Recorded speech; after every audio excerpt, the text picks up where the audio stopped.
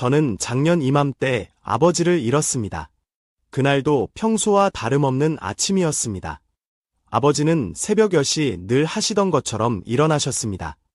40년이 넘는 시간 동안 한 번도 어긋난 적 없는 그 시간에, 그리고 일어나자마자 늘 하시던 것처럼 화장실로 가시려 했습니다. 단 30초, 침대에서 화장실까지 그 짧은 거리가 아버지의 마지막 발걸음이 될 줄은 아무도 몰랐습니다. 여보, 여보, 정신 좀 차리세요. 어머니의 다급한 외침에 깨어 달려갔을 때 아버지는 이미 차가운 바닥에 쓰러져 계셨습니다. 그날의 기억이 지금도 생생합니다. 구급차가 도착하기까지의 그 시간이 제 인생에서 가장 길게 느껴졌던 순간이었습니다.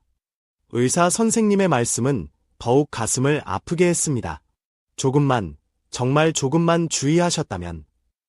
그 일이 있고 나서 저는 많은 어르신들이 아침에 일어나는 순간에 얼마나 많은 위험에 노출되어 있는지 알게 되었습니다. 보건복지부 통계에 따르면 65세 이상 어르신들의 아침 시간대 응급실 방문이 많다고 합니다. 그렇다면 우리가 아침에 일어날 때 주의해야 할 일들은 무엇일까요? 오늘 제가 들려드릴 이야기는 아침에 일어나자마자 절대로 하면 안 되는 3가지 치명적인 행동에 관한 것입니다. 아버지처럼 평생 해오던 평범한 습관이 어느 순간 돌이킬 수 없는 결과를 가져올 수 있다는 것을, 그리고 그것을 예방하는 방법에 대해 말씀드리겠습니다. 첫 번째는 바로 벌떡 일어나기입니다. 평생 그렇게 해왔는데 뭐가 문제야라고 생각하실 수 있습니다. 저희 아버지도 그렇게 생각하셨죠. 하지만 우리의 몸은 나이가 들수록 변화합니다. 특히 밤사이 우리 몸에서 일어나는 변화는 생각보다 훨씬 큽니다. 지난달 부산에서 만난 김영수 할아버님의 이야기가 떠오릅니다.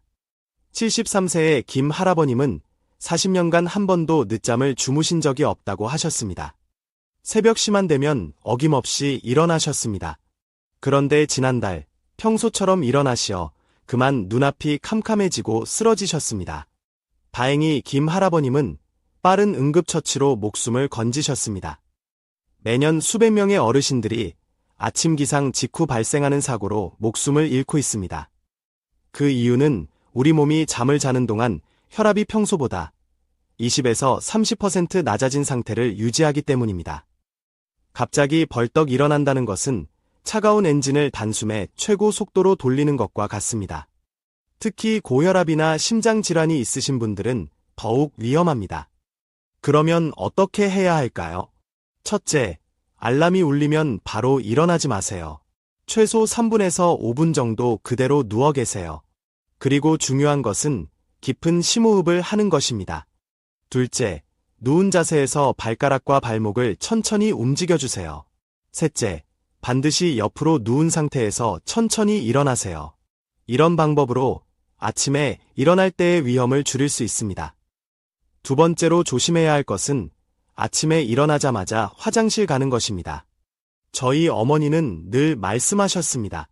밤새 참았던 소변이나 대변은 아침에 꼭 봐야 건강해. 하지만 이게 얼마나 위험한 생각인지 저는 아버지를 잃고 나서야 알게 되었습니다. 대전에 사시는 이정숙 할머니는 71세로 40년 넘게 아침 6시만 되면 어김없이 화장실에 갔다고 합니다. 그런데 그날 평소처럼 일어나자마자 화장실로 갔어요. 갑자기 눈앞이 새해, 그 다음 기억은 병원 침대에서 깨어난 거였어요. 의사 선생님은 제가 화장실 바닥에서 쓰러진 채로 발견됐다고 하더라고요.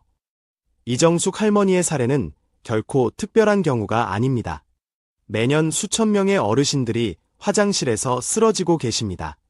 아침 시간대 화장실 사고가 가장 많은 이유는 밤사이 혈압이 낮아져 있다가 갑자기 일어나서 화장실에 가서 힘을 주게 되면 혈압이 급격히 떨어질 수 있기 때문입니다. 이 경우를 기립성 저혈압이라고 합니다. 특히 겨울철에는 더 위험합니다. 따뜻한 침대에서 나와 차가운 화장실로 가는 순간 혈관은 급격하게 수축하고 그로 인해 심장에 과도한 부담이 가해집니다. 그렇다면 어떻게 해야 할까요? 첫째, 일어나자마자 화장실에 가지 마세요.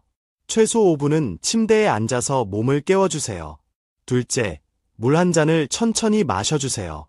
셋째, 가벼운 스트레칭을 해주세요. 넷째, 화장실에 가기 전에 잠시 걸어 다니세요. 이러한 방법들이 아침 화장실 사고를 예방하는 데 큰 도움이 됩니다. 세 번째로 조심해야 할 것은 찬물로 세수하는 것입니다. 찬물로 세수를 하면 정신이 번쩍 든다는 생각이 많습니다. 저도 그랬습니다. 그런데 인천에 사시는 최병철 할아버님은 찬물로 세수하다가 급격한 혈관 수축으로 협심증을 유발하고 결국 큰 사고를 겪게 되었습니다. 찬물은 얼굴의 미세혈관을 급격히 수축시켜 혈압 변화를 심장에 영향을 미치게 합니다. 특히 아침은 우리 몸의 혈관이 가장 경직되어 있는 시간대여서 찬물 세수는 매우 위험할 수 있습니다. 그렇다면 아침 세수는 어떻게 해야 할까요? 첫째, 아침 세수는 반드시 미지근한 물로 하세요. 둘째, 세수 전에 손으로 물 온도를 확인하세요. 셋째, 세수는 천천히 부드럽게 해주세요. 넷째, 세수 전에 잠시 준비 운동을 해주세요.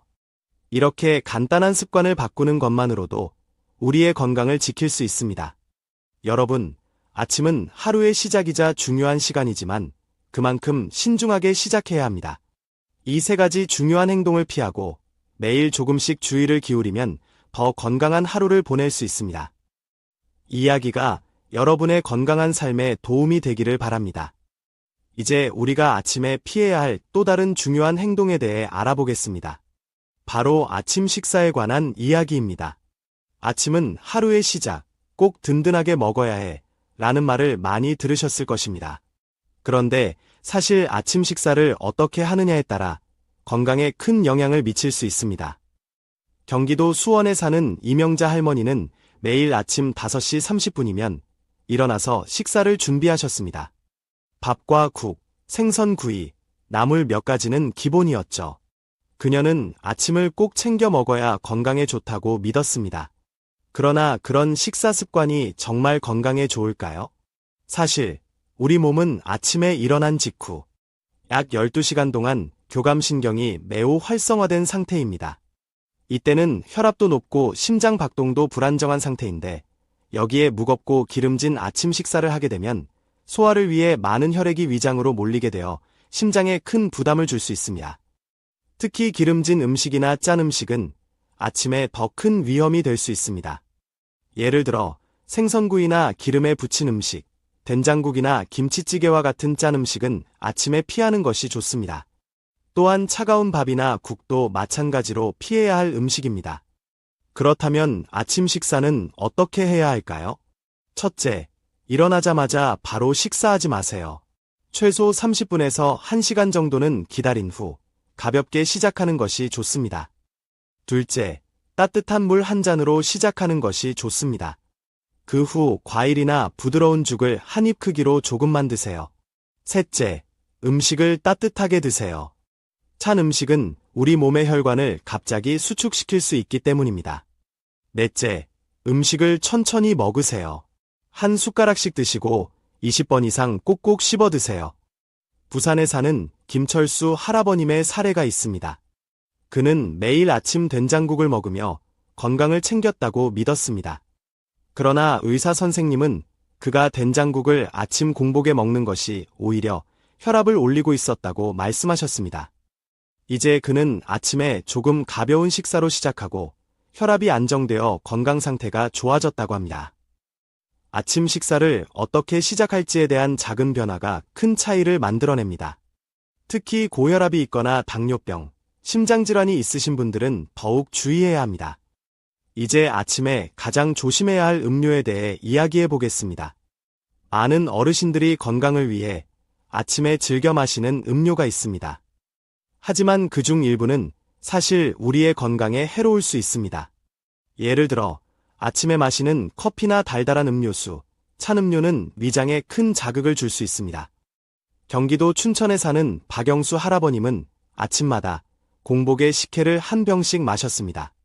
그 전통 음료가 건강에 좋을 거라고 생각했죠. 하지만 건강검진을 받은 후 혈당이 너무 높다고 진단받았습니다. 그가 아침에 마셨던 달콤한 음료가 그의 건강을 해친 것입니다. 부산의 김순자 할머니도 매일 아침 숙취에 좋은 음료를 한 캔씩 마셨는데 어느 날 속이 너무 쓰리고 아팠다고 합니다. 병원에 갔더니 위염이 생겼다고 하더군요. 아침 공복의 위장은 매우 예민한 상태입니다. 이때 자극적인 음료나 달달한 음료를 마시면 위장에 큰 충격을 줄 수 있습니다. 특히 고혈압이나 당뇨가 있는 분들은 더 주의해야 합니다. 그렇다면 아침에 무엇을 마셔야 할까요? 영양학 전문가들은 가장 이상적인 음료는 미지근한 물이라고 추천합니다. 물은 체온과 비슷한 온도로 마시면 우리 몸에 가장 편안하게 받아들여집니다.